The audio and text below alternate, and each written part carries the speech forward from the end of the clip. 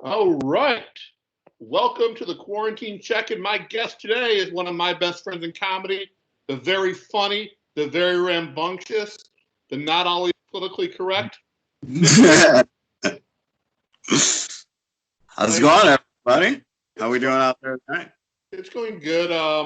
This has been a pretty hectic week for me. I got laid off on Wednesday, and now I'm in the midst of a job search during a pandemic. Yeah. Yeah, not exactly the funnest thing in the world to do. Uh, How are you holding up being quarantined?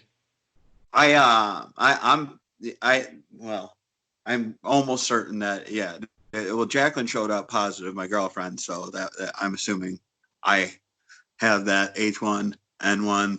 What? Wrong disease. Wrong disease. This is COVID-19. Yeah, that thing, that corona. Yeah, that corona. When did Jacqueline? When did your girlfriend Jacqueline test positive? That was last. Well, she got the test results back on Monday, so So last week. yeah. But you're feeling okay. You don't have the cough or the fatigue or. No, I'm still smoking cigarettes. Yeah, to let you know, like yeah. No, I'm assuming that I'm just carrying it, but this is the first week that I had actually not been working, so this is like all this is new to me. So everybody's like kind of like I don't know, built a stomach up for it, or like staying or working from home or whatever. And this is like I'm losing my mind. Like Oh, at least I had work to fall back on. I gotta tell you, I hated working from home. Like Yeah. it ruined. It kind of ruined the. It kind of ruined my apartment for me because there's always that great. I worked at work, relaxed at home, and it's like I just moved from one end of the couch to the other, and that was my commute, and it fucking sucked.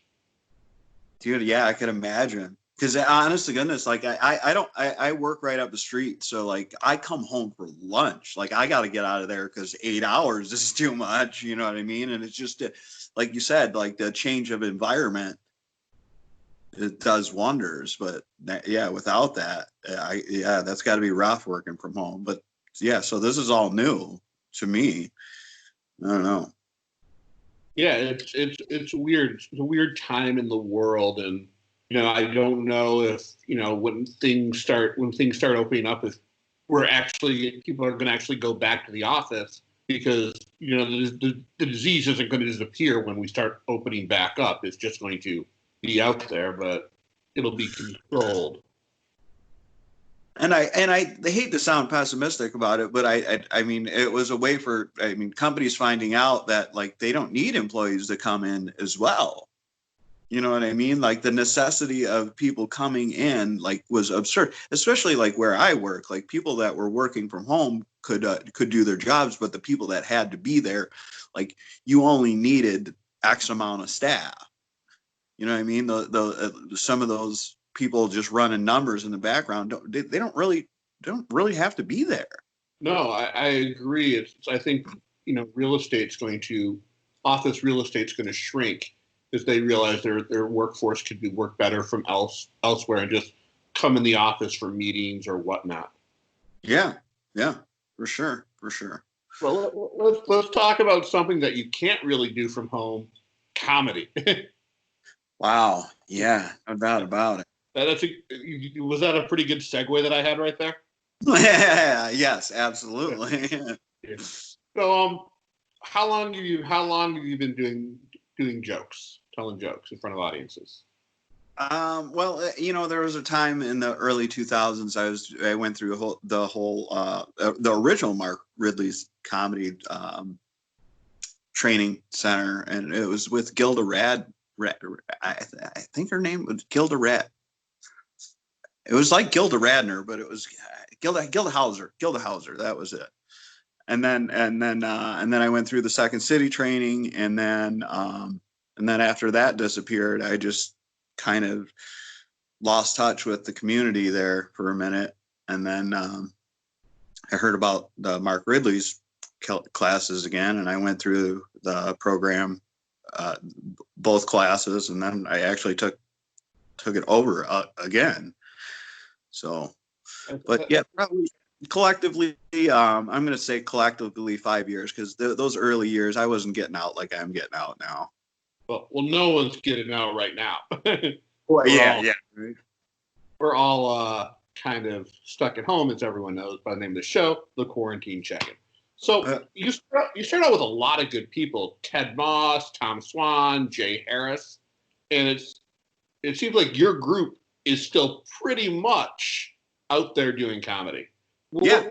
What is the longevity of that group? Well, I think there was a lot of quality comedians, and like just having that pack of comedians, like, and you know how it goes, like you know when you're on good shows, like you got to up your game, you know what I mean? And I just think it became that like friendly competitiveness that we all had. That was kind of cool, and like you had to outshine, because you knew Ted Moss was going to go out there and just go ballistic, and you know what I mean? Like, he's so high energy. It was just one of those things that was. Jason Patterson was really good. He doesn't get a lot of credit, which is a shame. He's amazing. I've only seen him a couple times, and usually at the Tiki Bar. And I don't know. I mean, his stuff was funny, but God, I feel weird because I don't know the guy, so I can't. I don't want to sound like I'm saying something shitty about him, but I don't know. I just didn't feel like his act connected with me. Right on. Yeah. No. I don't know. I thought him. Ron Rigby. I think he's amazing. He was always around. And I mean, he's got good energy. Ron is friggin' phenomenal. Yeah, he destroys. Tim Finkel showed up like right at the end there. I think he's always amazing. But yeah, and it's like I said, just being around those people, and it just made, like, you really had to up your game, and like it was, I don't know, it was a good crowd to be with, because it was kind of like you know this as well. You're kind of like this in that like age limbo where you're like not one of like the super old cats, but you're not one of these young cats either. So we kind of pulled together nicely as far as the age bracket went. I don't know. I think I skew younger than my actual age. For sure. Yeah. So no one really knows how old I am, 972. But no, but I agree. I agree with that. So let's go on to what kind of changes in your whole time doing comedy. What kind of changes have you seen for the better to the Detroit comedy scene, and what changes for the worse have you encountered? Well, and it's that double-edged sword of the popularity of it. So I think a lot of people started becoming comedians, and it became a popular crowd. But then, unfortunately, on the downside of that, we lost the entertainment value, because we see it all the time. Like, people just end up on shows, even though, I mean, not that I set the standard or anything like that, but I mean, I guess I have some statistics that would back me up, that like quality people aren't getting quality shows. So it's like I said, the popularity has gone up, and you see a lot more people doing comedy and getting involved in it, and I think that's great. But on the downside, there's and you can't help but have biased opinions. I mean, hell, you put me on your show. Yeah, I mean, but here's the thing: when I book shows, I book first talent and then friend. And I like to think I'm friends with a lot of comics, or as friendly as one can be with comics. But it's like it's always talent first, and I think that's because I got burned on one of my shows with somebody who didn't have the talent and badgered me into getting a spot. They were not ready. They were a new comic, and they cornered me, and I felt bad because I didn't want to say no. Yeah, you cashed in on what Ellie though, right? Ellie, I booked by mistake. Yeah, right.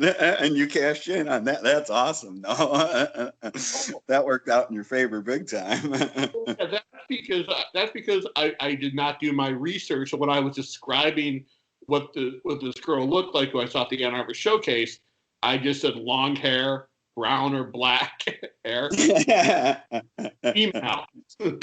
And then they went, "Oh, is she new?" And I'm like, "I think so." That's Ellie Snyder, of course. That's who it is. And Yeah. no, I mean, yeah, research is really important, and because of that, I do more research now on my shows for who I book. Yeah. But, I mean, that's also the fun thing is you just want to give the audience the best show possible, so you don't want people who are going to drag it down. Yeah. And of course, people have bad sets or don't connect with the audience, but that doesn't count to how their talent level. That just said they had a bad night, and we've all had bad nights in comedy, including you and I in a little town, Bad Axe, Michigan. Not such big hits there. Yeah. Well, you were a bigger hit kind of than I was. They fucking hate.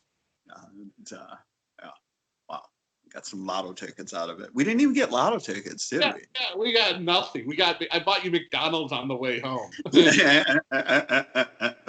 What a treat. Yeah.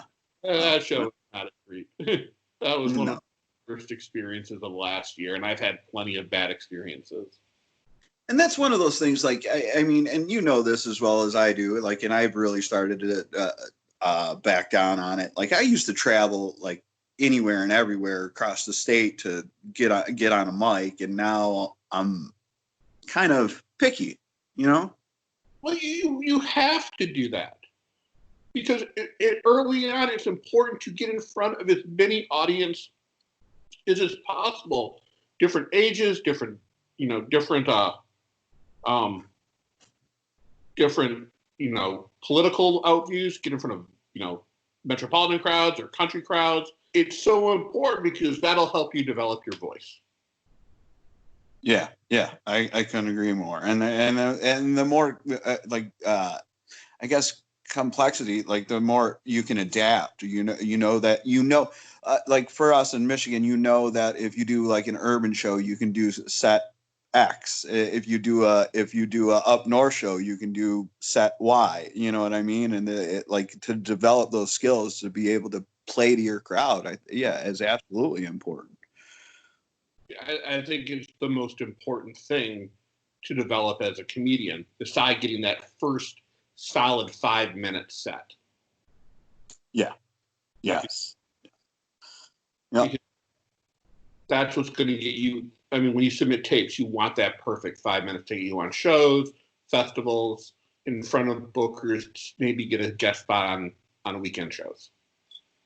Yeah, for sure. No, and you're so right, because I'm a huge fan of developing that 5 minutes, and then I mean, people always seem like that developing that 5 minutes is so like that's not that much time, but in an overall, it does end up developing into a larger time frame. You know what I mean? It's not just 5 minutes just because you had it be a 5-minute set. You can add to it. There's so much you can add to it. You can get your timing down on things. It's absolutely imperative to have that 5 minutes. Yeah, and I mean that 5 minutes becomes the basis for your 7 minutes, it becomes the basis for your 10 minutes, and then you find ways to turn this one-liner into a story.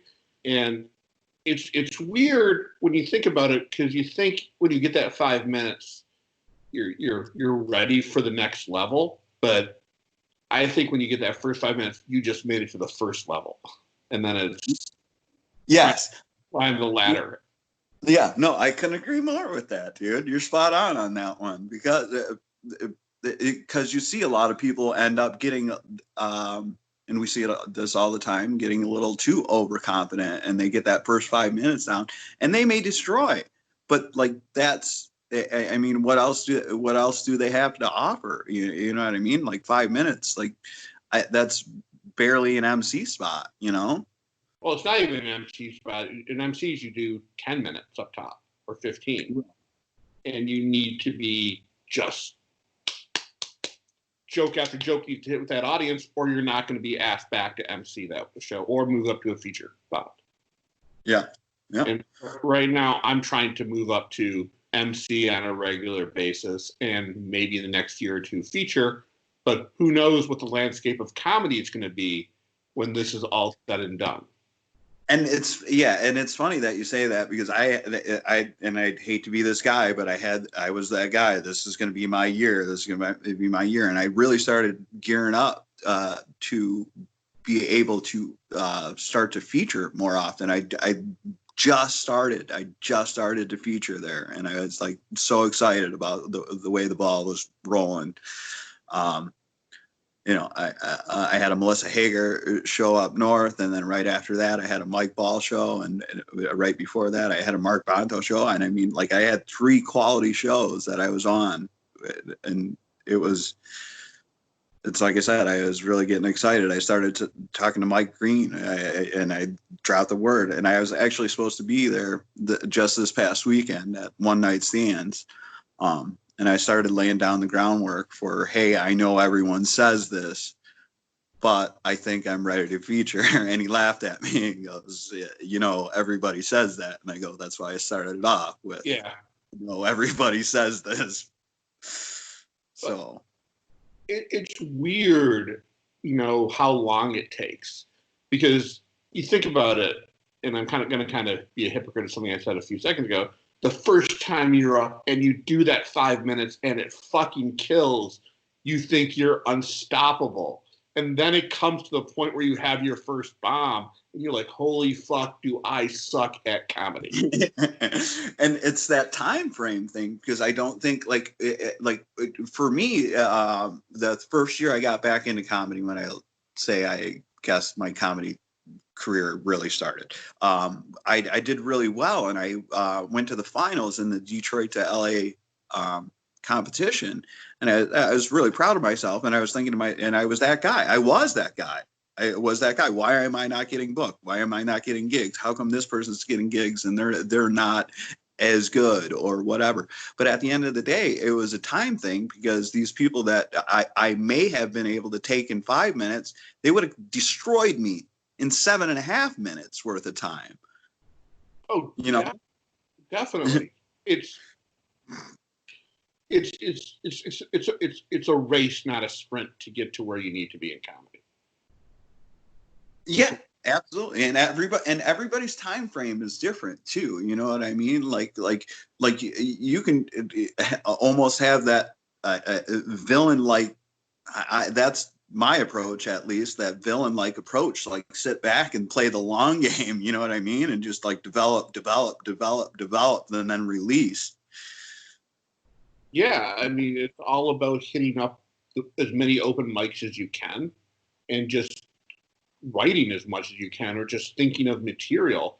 And that's the one thing that sucks about right now, is all my material is about, you know, being stuck inside.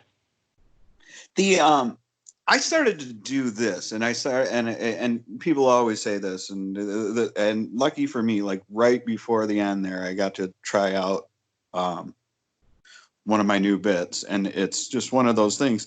It's just actually I got 2 of them now, and the other one is you know, this time has given me a lot of time to reflect, and I know that sounds the cliche. But you know what I mean? You think about it. And I started thinking about, like, one of the stories that I just started developing was my old neighborhood. And the old neighborhood that I grew up in I grew up right on the other side of the apartment wall. And on the other side of the apartment wall were these low income living kids. Okay.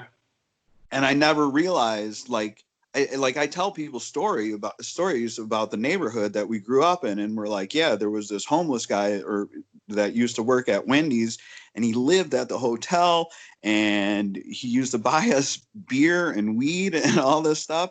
And people are like, what? No, that just sounds like a made up story. And like, no, it's real. Like that, it's like I said, that time to reflect and look back on like the past things that went on. Like this is the time to do that. Like, I mean, I don't know. People love childhood stories or pet stories, you know? No, that's true. That's true. It's I mean, I don't want to use his name, but Bill Cosby hit a lot of his jokes early on were about growing up in Philadelphia with Fat Albert and the rest of the gang. Yeah. No, absolutely. And that's the thing too. I mean, and then if you look on it like a broad, like huge, like I'm talking like ginormous scale, like where would, people always talk about their comedy voice, finding their comedy voice.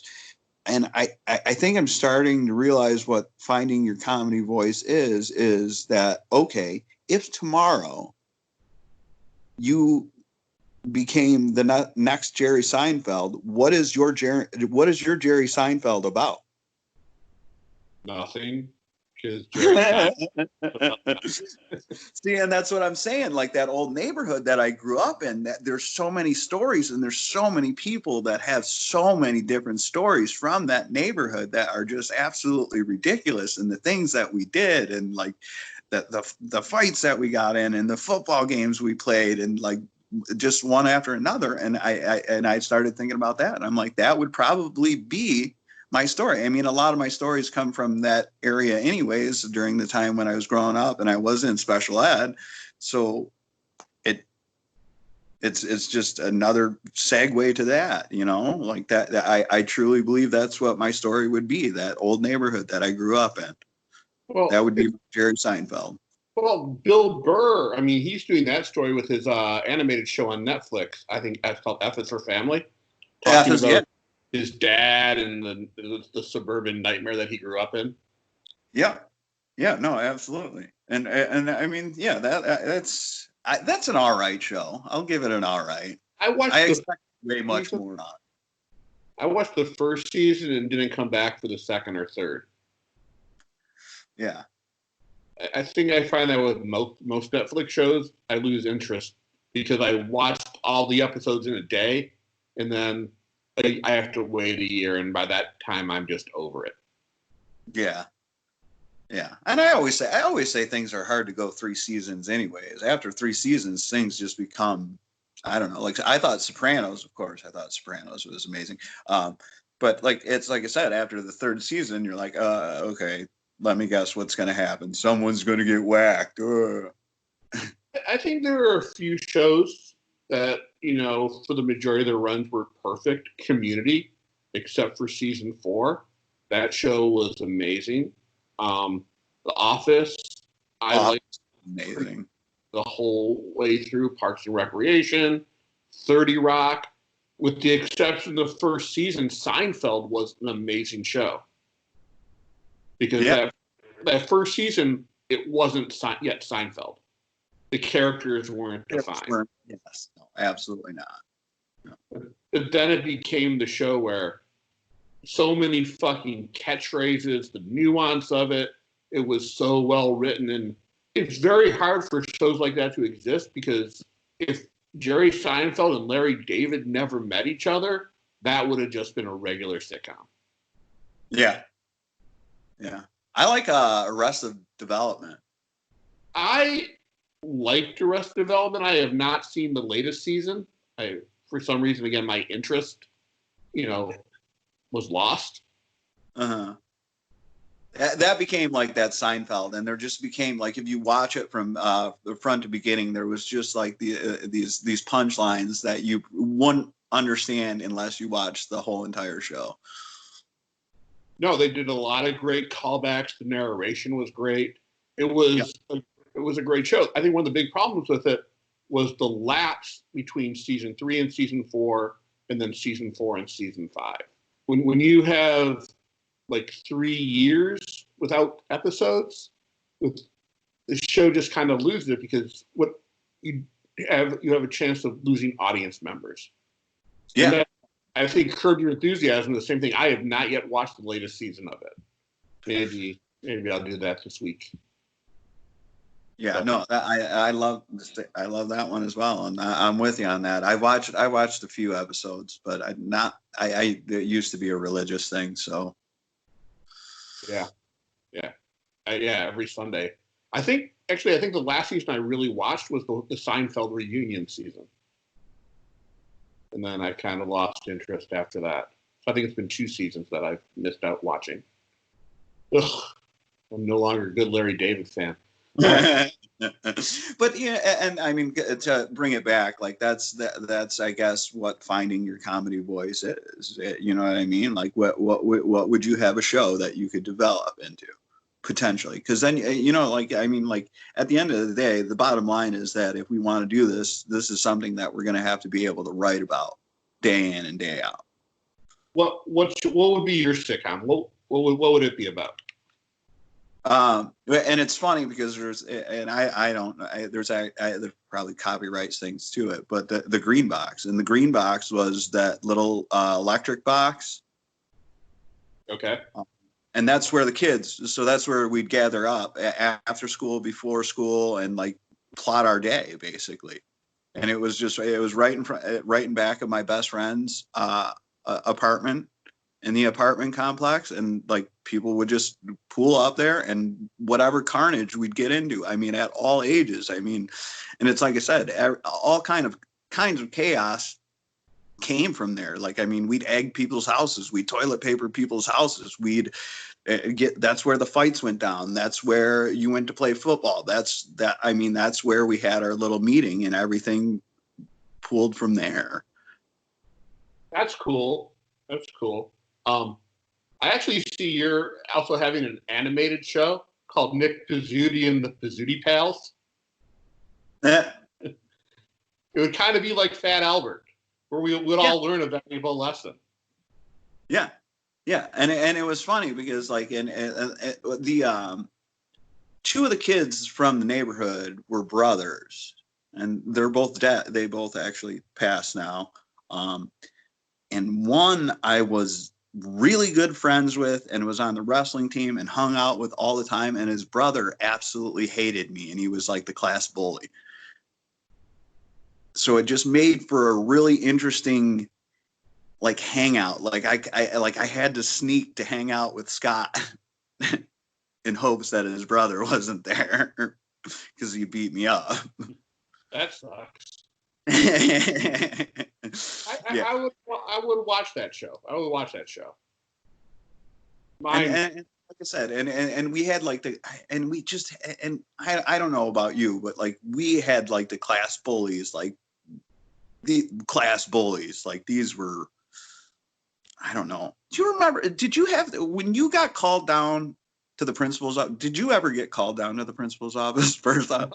No, because of my bullies' actions against me, they got called down to the principal's office. Okay, yeah, all right. But that alone, do you remember getting called down there, and then you'd have to like sit in the same office with the person that bullied you, and how awkward that was?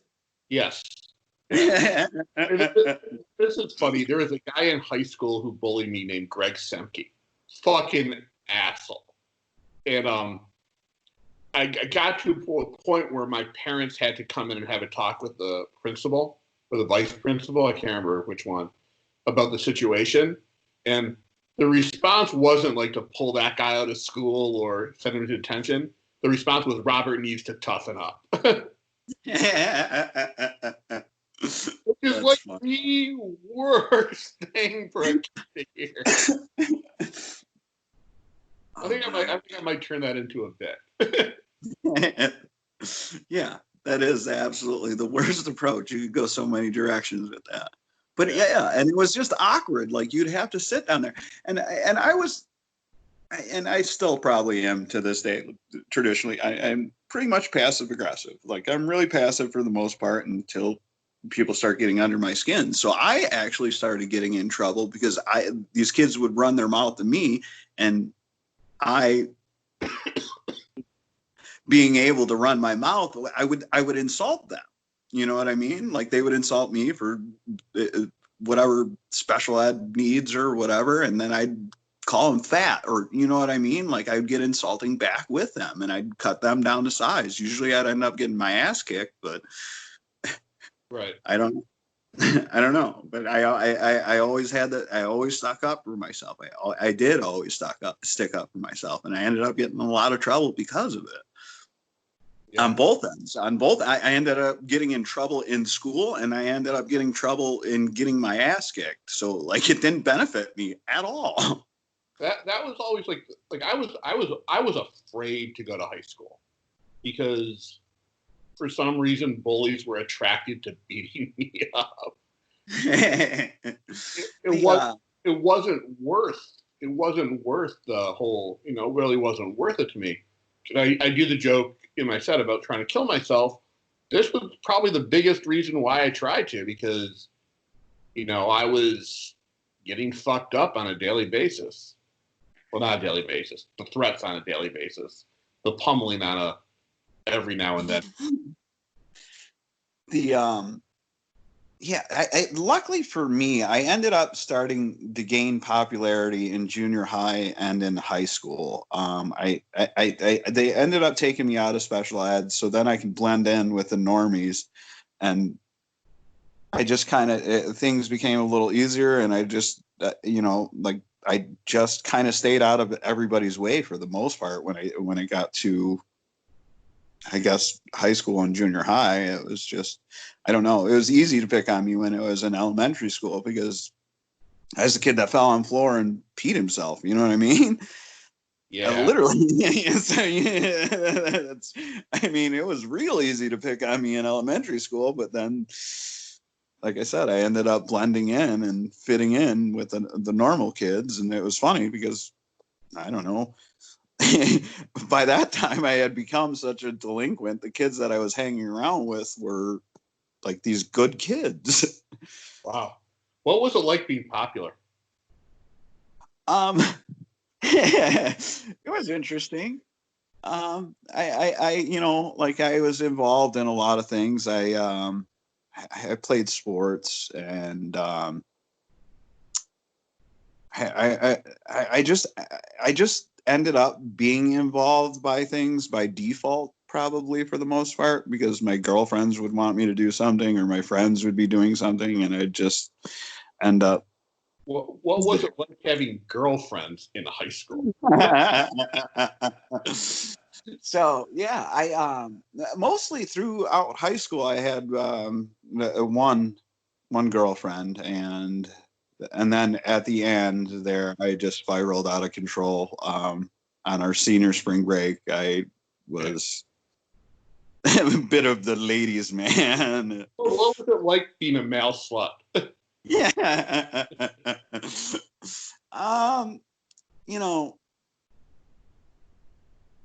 Man, the headache.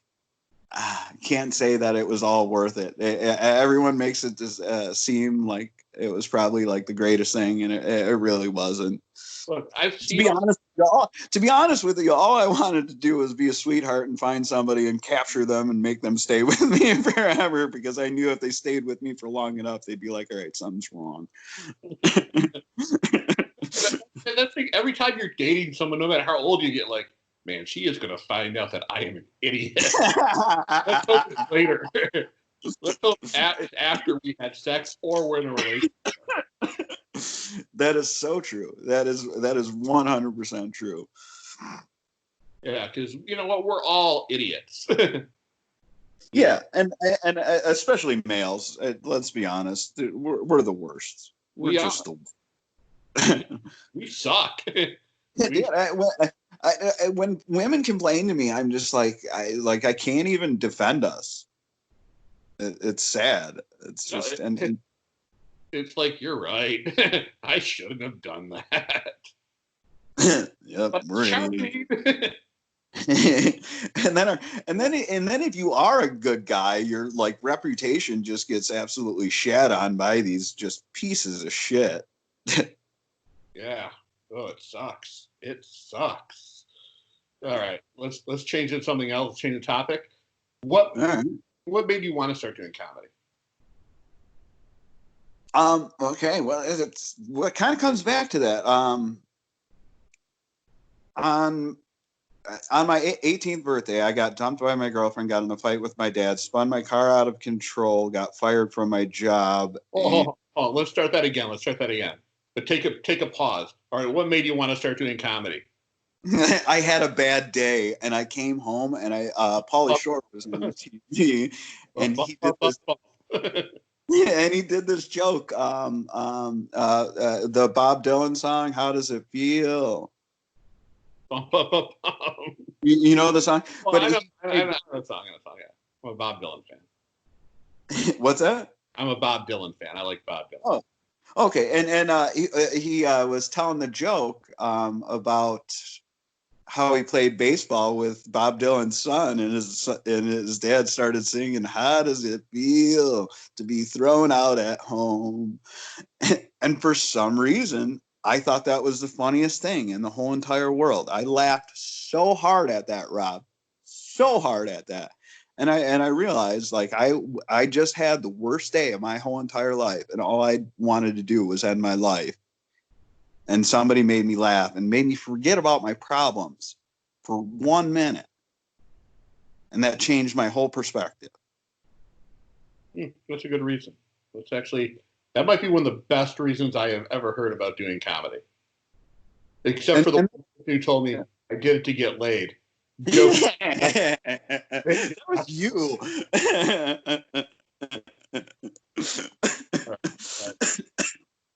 What open mic is going to be the first one you go to once all this is over? Probably the Cabbage Patch. The Cabbage Patch or the Rocks, probably, I'm assuming. I hope they both come back. Yeah, absolutely.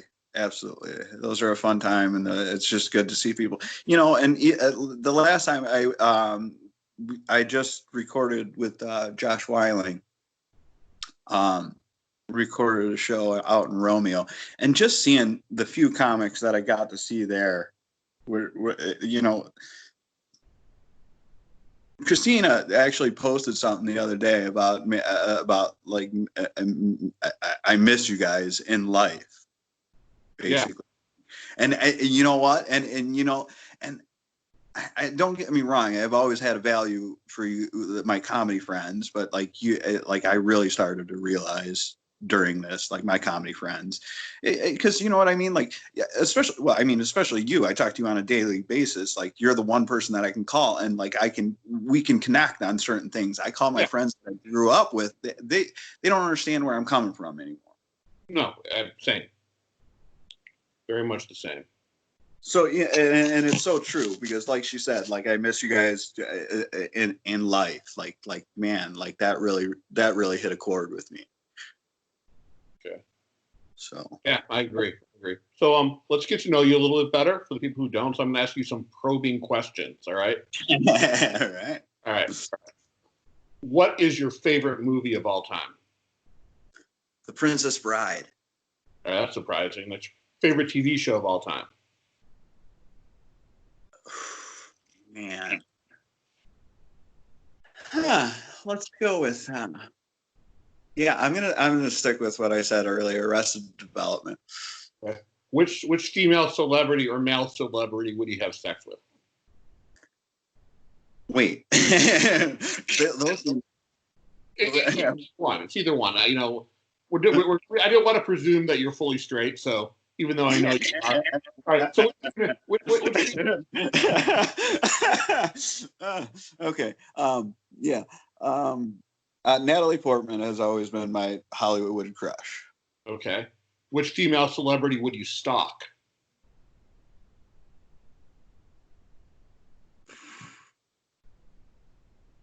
Oh man. Yep, sticking with Natalie Portman. Okay. All right. What's your favorite Britney Spears song? I don't even know that I know a title of one, but I'm going to assume that was a trick question. Is that the name of the song? No. If you admitted it, there would be a whole line of jokes that I would do. Okay. You asked because we are two kinds of guys who should not ever have listened to or listen to Britney Spears songs. No, yeah, no. Favorite James Franco role? Which one? Wait, which one is that? Is that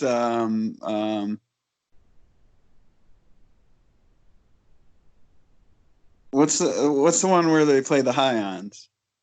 The Pineapple Express. Pineapple Express. Yeah, that's the one. Yes, absolutely. For me, it'd be This Is the End, where James Franco played James Franco. What's that? The movie This Is the End, where a bunch of celebrities are living in the apocalypse. If you haven't seen it, you need to see it. It's a I gotta see it then. All right. Nick, this has been great. It's been great catching up with you. We usually end this by reading a missed connection ad from Craigslist. Now, I will admit that I have written a few of these. I did not write this one.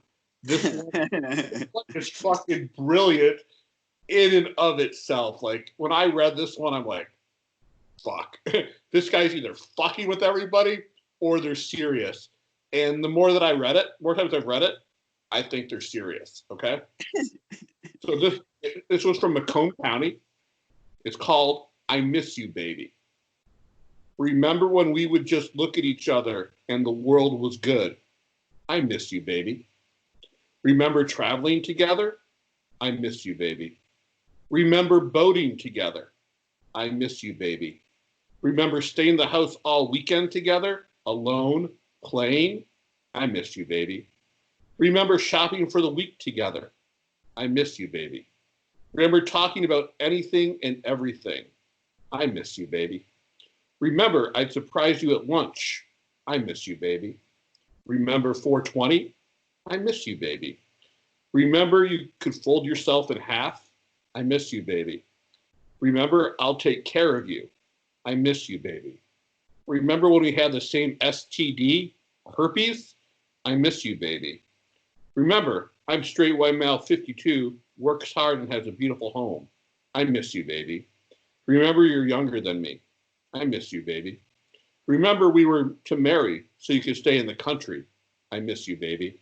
Remember I would trace every tattoo on body with my tongue. I miss you, baby. Want to make new memories together? Reply to post. Call me.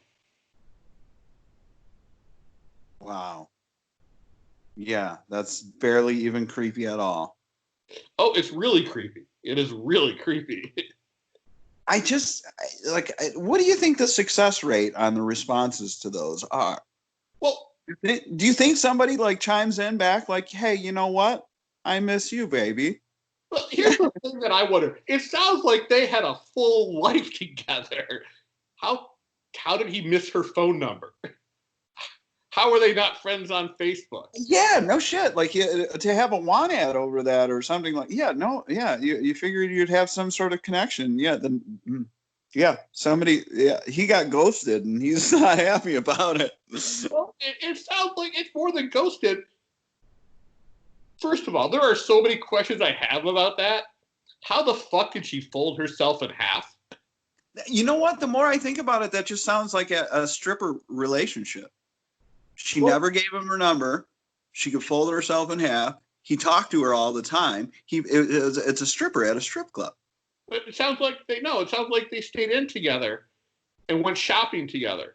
Now, I've never had a relationship with a stripper before. Yeah, they do that. I've never done it as well, but I know people that have and stayed weekends and hung out weekends and yeah. Oh man, what even bothers me more is after every question there was no question mark, and the way he used the phrase "I miss you, baby." It sounds like he was trying to write a really bad song. And yeah, no, that could that could be it as well. Yeah, I feel bad for him that he lost the love of his life and couldn't find her. I think she might be in the witness protection program just to get away from this guy. Oh man. Well, Nick, this has been fun. Got it worse than us. Oh yeah. It's way worse. But he has a really nice home, and he's 52 years old, and she was younger than him. Maybe she was a stripper. Maybe she was. Now I'm doing the stripper man. All right, man. Thank you. I hope to see you in person sooner than later. Supposedly they might start lifting the quarantine in a couple days or May 1st. So we will see. Hopefully that's the truth. And man, I will see you when this is all done. Absolutely, my friend. I'll talk to you soon. Thank you. We'll be back tomorrow with another exciting episode. I'm not sure who the guest is, but we will be back. Actually, I think it's Brett Mercer. All right. Yeah. Cool, man. We will see all of you tomorrow.